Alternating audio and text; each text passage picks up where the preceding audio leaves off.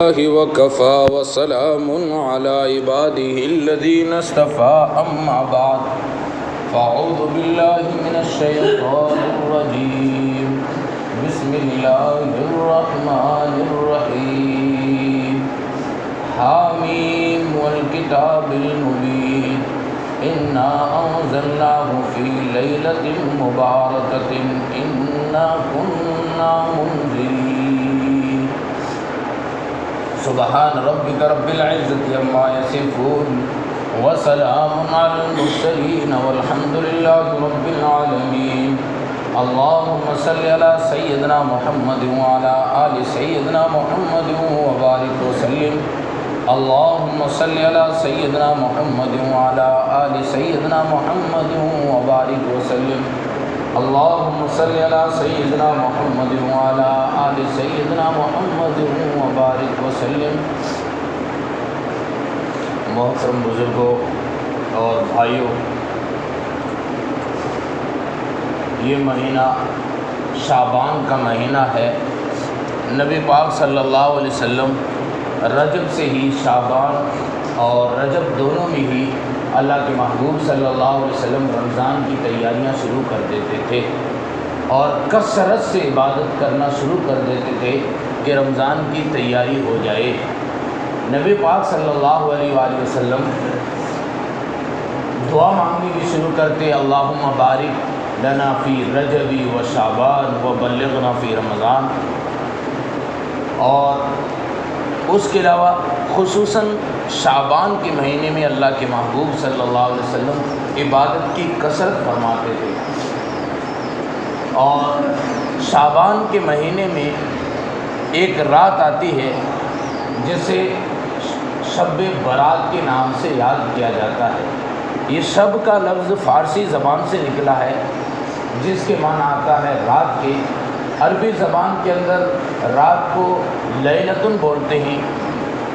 برات کے معنی یہ عربی کا ہی لفظ ہے کہ نجات پانا، تو یہ شب برات اس کا مطلب ہوگا کہ نجات کی رات۔ اس رات کے متعلق علامہ سیوطی رحمۃ اللہ علیہ نے پہلے یوں دیکھا جائے تو یہ جو رات جو آتی ہے، شعبان کی رات آتی ہے، اس میں لوگوں کے مختلف پہلو نظر آتے ہیں۔ بعض کہتے ہیں کہ اس رات میں یہ کرنا چاہیے، حلوہ بنانا چاہیے، اور اس سے پہلے جو لوازمات کرتے ہیں کہ روئیں آتی ہے وغیرہ وغیرہ، انہوں نے بدعت کیا۔ اور بعض وہ لوگ ہیں جو اس رات کو، اس کو فضیلت کو مانتے ہی نہیں ہیں، سرے سے انکار کرتے ہیں۔ چونکہ ہمارے اکابرین دیوبند اعتدال والے ہیں، امت وسط لتکون شہداء علی الناس بیچ والے ہیں، تو اس وجہ سے نہ بدعت کرتے ہیں نہ سرے سے انکار کرتے ہیں۔ تو اس پر علامہ سیوطی رحمۃ اللہ علیہ 25 احادیث کو جمع فرمایا ہے۔ ان میں سے ایک حدیث وہ لائے ہیں جس کو سند کے اعتبار سے، متن کے اعتبار سے، ہر اعتبار سے اس روایت کو صحیح مانا ہے، اور اس کے علاوہ بعض وہ روایات ہیں جن کو حسن کا درجہ دیا ہے، اور بعض وہ روایت ہیں جن کو ضعیف کا درجہ دیا گیا ہے۔ اس رات کی فضیلت کے متعلق سب سے پہلے قرآن مقدس کی آیت جو میں نے پڑھی، اس کے آیت کے تحت صاحب جلالین تفسیر جلالین شریفین میں لکھتے ہیں کہ اس سے مراد حامیم والکتاب المبین انا انزلناہ فی لیلۃ مبارکۃ انا کنا منذرین، اس کے تحت وہ فرماتے ہیں کہ لیلۃ مبارکہ سے مراد شب برات ہے۔ اور پھر آگے فیہا یفرق کل امر، اس کے تحت لکھتے ہیں کہ پھر اگلے سال کے جو اعمال ہے، اگلے سال کے جو کچھ ہونا ہے، وہ بجٹ اس رات میں پیش کیا جاتا ہے۔ اس رات کا نام ایک لیلۃ السقط بھی ہے کہ آئندہ سال کا بجٹ طے کیا جاتا ہے، اور پچھلے سال کے جو رجسٹر ہے وہ اس رات میں جمع کیے جاتے ہیں۔ اس رات میں یہ طے کیا جاتا ہے کہ کس نے اس سال میں موت آنی ہے، کس کے یہاں بیٹا پیدا ہونا ہے، یہ ساری چیزیں اس رات میں ہوتی ہیں۔ لیکن یہاں پر قرآن مقدس سے استدلال حضرت علقمہ کی روایت سے بھی یہ کیا گیا، حضرت اکرمہ کی روایت سے، اور صاحب جلالین نے کیا ہے، اور اس کے علاوہ جمہور علماء نے اس سے منع کیا۔ وہ فرماتے ہیں کہ یہاں پہ انا انزلنا کا لفظ استعمال ہوا ہے، اور قرآن مقدس کا نزول جو ہے وہ لیلۃ القدر میں ہے، جیسا کہ دوسرے مقام پر اللہ رب العزت نے اس کی تائید کی ہے۔ تو اس سے پتہ چلا یہاں پہ اللہ نے لیلۃ مبارکہ جسے کہا وہ رات لیلۃ القدر کی ہے، یہ جمہور کا قول ہے۔ بہرحال احادیث کے اندر حضرت اماں عائشہ صدیقہ کائنات رضی اللہ تعالی عنہا کی روایت اس پر ملتی ہے۔ فرماتی ہیں کہ اللہ کے محبوب صلی اللہ علیہ وسلم ایک دن میری باری تھی، میرے حجرے سے نکلے اور میں نے سوچا کہ کسی اور بیوی کے پاس گئے ہوں گے۔ میں تلاش کرتی کرتی سارے حجروں سے ہوتے ہوئے میں جنت البقیع میں پہنچی۔ نبی پاک صلی اللہ علیہ وسلم وہاں سجدے میں تھے اور دعا کر رہے تھے۔ میں پچھتائی اور میں نے معافی مانگی تو اللہ کے محبوب صلی اللہ علیہ وسلم نے فرمایا، عائشہ جانتی ہو آج کون سی رات ہے؟ آج یہ لیلۃ براءہ یا لیلۃ مبارکہ ہے۔ اس رات اللہ رب العزت بنو قلب کی بکریوں کے بالوں کے برابر لوگوں کی مغفرت کرتے ہیں، اور عام دنوں میں اللہ رب العزت کی رحمت جو ہے برسائی جاتی ہے، اور اس رات میں اللہ رب العزت کی رحمت جس طرح رمضان میں لٹائی جاتی ہے اس رات بھی لٹائی جاتی ہے۔ جیسا کہ حضرت ابو ہریرہ رضی اللہ تعالیٰ عنہ کی روایت جو کہ بخاری شریف میں روایت نمبر 1100 غالباً 45 ہے، حضرت ابو ہریرہ فرماتے ہیں کہ اللہ رب العزت نبی پاک صلی اللہ علیہ وسلم نے فرمایا کہ جب رات کا آخری پہر ہوتا ہے اللہ آسمانی دنیا پر نازل ہوتے ہیں اور کہتے ہیں، ندا کرواتے ہیں، کوئی ہے مغفرت مانگنے والا جس کی مغفرت کر دی جائے، کوئی ہے ہم سے لینے والا اسے معاف کر دیا جائے۔ تو بالکل اسی طرح اس رات بھی اللہ رب العزت کی خصوصی رحمت متوجہ ہوتی ہے۔ اور دوسری روایت اس رات کے قیام کے متعلق اور روزے کے متعلق حضرت علی مرتضیٰ رضی اللہ تعالیٰ عنہ جو علم کے دروازے ہیں، علم کا باب ہے، ان سے نقل کی جاتی ہے۔ فرماتے نبی پاک صلی اللہ علیہ وسلم نے ارشاد فرمایا، قوموا لیلہا، اس رات کو قیام کرو، وصوموا یومہا، اور اس دن روزہ رکھو۔ علماء نے اس حدیث پر کلام کیا ہے اور پھر آخر میں یہ بات لکھی ہے کہ اس دن کا روزہ رکھنا مندوب اور مستحب ہے، یعنی مستحب کے درجے میں آخری درجے میں ہے۔ اگر کوئی رکھے تو ٹھیک ہے، نہ رکھے تو اس پر ملامت نہیں ہے۔ اس پر یہ کہ ملامت کرنا یا یہ کہ اس کو ضروری سمجھ لینا تو یہ پھر غلط ہو جائے گا۔ مندوب ہے، مستحب ہے، مستحب کے درجے میں رکھنا چاہیے۔ اور اسی طرح اس رات میں قبرستان جانے کے متعلق اللہ کے محبوب صلی اللہ علیہ وسلم سے صرف ایک مرتبہ قبرستان جانا اس رات میں ثبوت ہے۔ تو زندگی کے اندر ایک مرتبہ اگر انسان قبرستان چلا جائے تو کوئی حرج کی بات نہیں ہے۔ اور دوسری بات یہ کہ اس رات لوگ چراغا کرتے ہیں وغیرہ وغیرہ، یہ سب چیزیں غلط ہے۔ اس رات جو حلوے پکانا وغیرہ وغیرہ یہ جو چیزیں ہوتی ہے یہ چیزیں بھی غلط ہے۔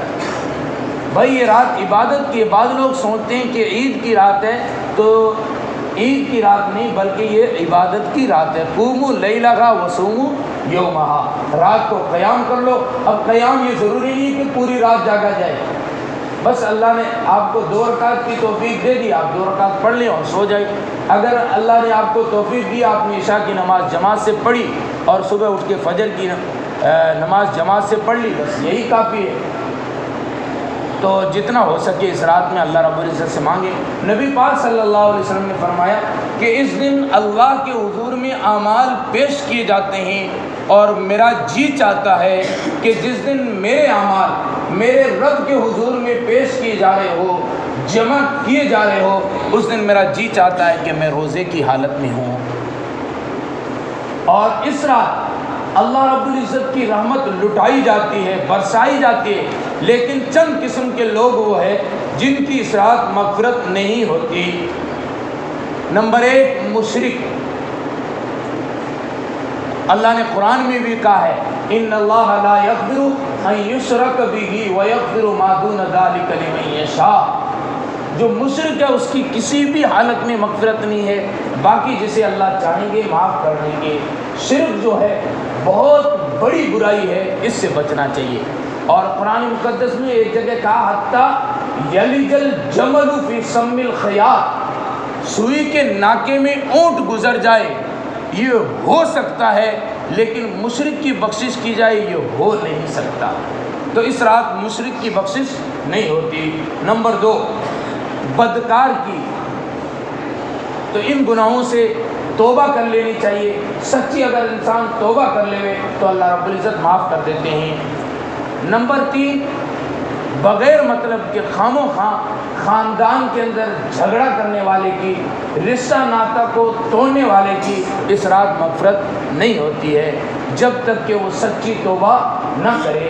تو اس وجہ سے لوگوں نے آج کل ایک سوشل میڈیا پہ چلایا ہوا ہے، پوسٹیں کرتے ہیں کہ شب برات آنے سے پہلے ہم سے جو بھی غلطی ہوئی ہے معاف کر دیں۔ بھائی غلطی جن کے ساتھ رہتے ہیں، ماں باپ، ان سے مانگنی چاہیے، بیوی بچوں سے مانگنی چاہیے۔ یہ سوشل میڈیا والے کب آپ سے مل گئے؟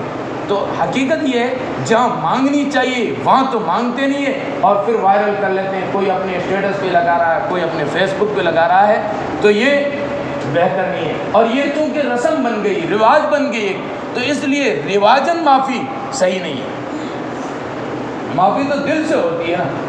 تو رشتہ ناتا کو توڑنے والا، خاندان میں جھگڑا کرنے والا اس رات مغفرت سے محروم رہ جاتا ہے جب تک کہ سچی توبہ نہ کرے۔ اور نمبر 4 پہ سلوار اور پاجامے کو ٹخنوں سے نیچے رکھنے والا، یعنی یہ تکبر کی علامت ہے، اور متکبر کی اس رات بخشش نہیں ہوتی جب تک کہ سچی توبہ نہ کر لے۔ اور اسی طرح شرابی کی اس رات مغفرت نہیں ہوتی، اس لیے اس سے بھی سچی توبہ کر لینی چاہیے۔ اسی طرح ماں باپ کا نافرمان، اس کی بھی اس رات توبہ قبول نہیں ہوتی جب تک کہ وہ سچی توبہ نہ کر لے اور اپنے ماں باپ کو خوش نہ کر دے۔ تو اس لیے ان گناہوں سے بچنا چاہیے، اور جتنی اس رات کی فضیلت آئی ہے اتنی کو ہی اپنانا چاہیے۔ ماں باپ کے متعلق میں نے پہلے سورہ لقمان کا ترجمہ پڑھتے ہوئے میں نے یہ بات عرض کی تھی کہ جس طرح اللہ رب العزت نے 2 جگہ پہ قرآن مقدس کے اندر عجیب انداز اپنایا، نبی کی بیویوں کی بات آئی تو قرآن وہ لفظ لایا جو اللہ کے لیے بولا گیا، قل هو اللہ احد، اور نبی کی بیویوں کے لیے یہی لفظ لائے کا احد من النساء، پارہ نمبر 22 صفحہ نمبر 1 کے اندر، کا احد من النساء، کہ جس طرح کائنات میں خدا اپنی فضیلت میں اکیلے ہیں، اسی طرح عورتوں میں نبیوں کی بیویوں کی فضیلت کا کوئی مقابلہ نہیں کر سکتا۔ اور بالکل اسی طرح اللہ رب العزت اپنی توحید بیان کرنے کے بعد اصول یہ تھا کہ رسالت کو بیان کریں، اور ہے بھی یہی اصول، لیکن اللہ رب العزت رویہ اور قرآن کے اندر اس طرح انداز بیان کرتے ہیں، پہلے توحید بیان کرتے ہیں اور پھر اس کے بعد ماں باپ کی اطاعت بیان کرتے ہیں۔ اس میں بھی حکمت، جس طرح